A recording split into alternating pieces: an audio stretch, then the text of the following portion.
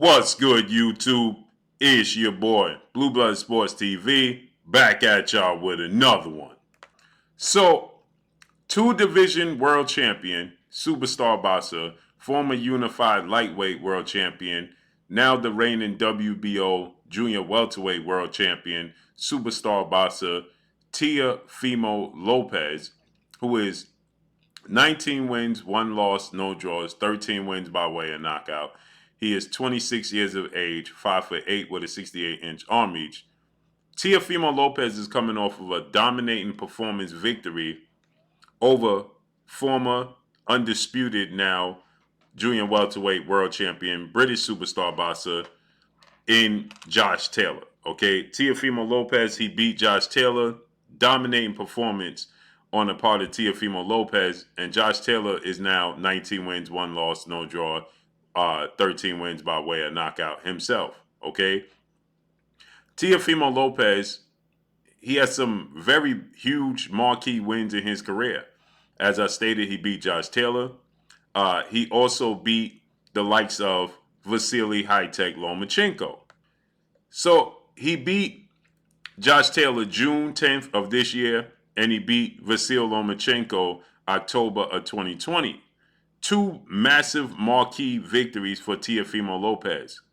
And Teofimo Lopez is extremely confident. Teofimo Lopez was asked about the July 29th Las Vegas, Nevada T-Mobile Arena mega undisputed welterweight showdown between now undefeated 3-division world champion, former junior welterweight undisputed world champion, currently the undisputed welterweight world champion, and widely recognized and acknowledged as the #1 best pound-for-pound fighter in the world, in Terence Crawford, who is now 40 wins, no losses, no draw, 31 big wins by way of knockout. He is 35 years of age. He'll be 36 years of age September 28th in 2 days, 5'8" with a 74-inch arm reach. As Terence Crawford took on and defeated in devastating fashion, now former unified 3-belt WBA, WBC, IBF welterweight world champion superstar boxer Errol "The Truth" Spence Jr., who is now 28 wins, 1 loss, no draws, 22 wins by way of knockout, 33 years of age, 5'9.5" with a 72-inch arm reach. So they fought July 29th, Las Vegas, Nevada, T-Mobile Arena, to which Errol Spence got dominated in the fight by Terence Crawford. He got dropped in the second round, twice in the 7th round, and stopped in the 9th round. And with that said, Teofimo Lopez is extremely confident in his abilities, his talent, and what he can do. And Teofimo Lopez is now stating that with the right proper training camp and letting himself get acclimated, he can beat Terence Crawford. Now, Teofimo Lopez also views himself as 2-division undisputed world champion. That's not in the history books. Nowhere does it says that Teofimo Lopez is an undisputed champion. Not at lightweight, not at junior welterweight. Now, he did beat Josh Taylor, and Josh Taylor was the undisputed champion and did not lose his belts in the ring. He lost his belts outside the ring. So I got to give him credit for that, right? But Josh Taylor was not the undisputed champion when he beat him. He actually was stripped of 3 of his belts, the IBF, WBC, and the WBA belt. He only had the WBO title, which Teofimo Lopez holds on to now. And so Teofimo Lopez views himself as an undisputed champion. Teofimo Lopez, in the biggest fights of his career, he shows up big, no doubt about it. When it's the biggest fights of Teofimo Lopez's career, he shows up. Now, he tends to fight to the level of his competition. When he fought against Sando Martin, George Kambosos, he came up short. He lost to George Kambosos after defeating Vasily Lomachenko, winning the first 7 rounds, then nearly stopping him in the 12th round. And then he lost immediately in his first title defense against George Kambosos. He lost his belts to George Kambosos. Shocking. He got dropped in the fight. Kambosos won the fight. Then he moved up. He said that he had a esophagus injury. The weight issue was a problem. He moved up to 140. He fought a few fights there. More importantly, he fought Sandor Martin, who beat Mikey Garcia. And Sandor Martin arguably beat Teofimo Lopez. He dropped him twice, but only officially got credit for one. And he was outboxing Teofimo Lopez. And many people thought, including myself, Sandor Martin should have gotten a nod. But it was a close fight. And then he goes and fights Josh Taylor, who's the best fighter in the division and top 10 pound for pound best fighters in the world. And he absolutely dominates Josh Taylor. So he has these lackluster performances against George Kambosos and Sandor Martin, but dominates Lomachenko and Josh Taylor. So he rises to the occasion. It's almost like he gets bored. And so now Teofimo Lopez is saying that given the opportunity and the right timing, he can beat Terence Crawford. Now, I don't care how much of rising to the occasion Teofimo Lopez does. Styles make fights. Terence Crawford is a completely different animal than Josh Taylor and Vasyl Lomachenko. He's not as big as Josh Taylor, but he's a specialist. He's a southpaw and an orthodox fighter. He can switch from either one. He has power in both hands, extremely long arms. Josh Taylor is 5'10" with 70-inch arms. Lomachenko is 5'6" with a 66-inch arm reach. Terence Crawford has a 74-inch arm reach at 5'8", so he's the same height or slightly taller than Teofimo Lopez, but he has a 6-inch arm reach advantage. He's very versatile, athletic, and has more power than Josh Taylor and Vasyl Lomachenko. He's more coordinated, have a higher ring IQ than Josh Taylor, and way more power than Josh Taylor, and way bigger than Vasyl Lomachenko.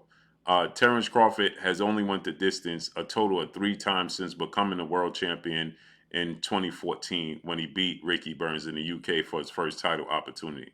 So with that said, Terence Crawford has power in both hands. This will be an extremely interesting fight as Teofimo Lopez is an extremely good boxer.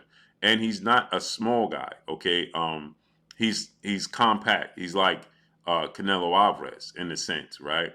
But he's more athletically gifted than Canelo Alvarez. He has about the same amount of hand speed as Canelo. He has faster feet than Canelo. And he has about the same amount of power as Canelo Alvarez, given his combinations and the way he puts his punches together. So when you factor that in, Teofimo Lopez is a very, very, very good fighter, okay? A very talented boxer. But in this fight with Terence Crawford, he would struggle with the distance of Terence Crawford. Now, it also depends on what version of Terence Crawford you're getting as well. Because are you going to get the version of Terence Crawford that's going to be a patient counterpuncher, like he did with Errol Spence, Victor Postol, and Jose Benavidez? Or are you going to get aggressive dog version of Terence Crawford that fights Igis Kavalaskis, Yuriokis Gamboa? Because those versions of Terence Crawford is going to give Teofimo Lopez opportunities to be successful. So it depends on what version of Terence Crawford are you going to get. Either which, with that said, Teofimo Lopez still loses to Terence Crawford. Even if it's the version that chooses to be a dog or the version that chooses to be a counterpuncher. Now, I will say this. If he chooses to be a dog against Teofimo Lopez and fight aggressive, Terence Crawford might get dropped in the fight against Teofimo Lopez. Y'all heard me.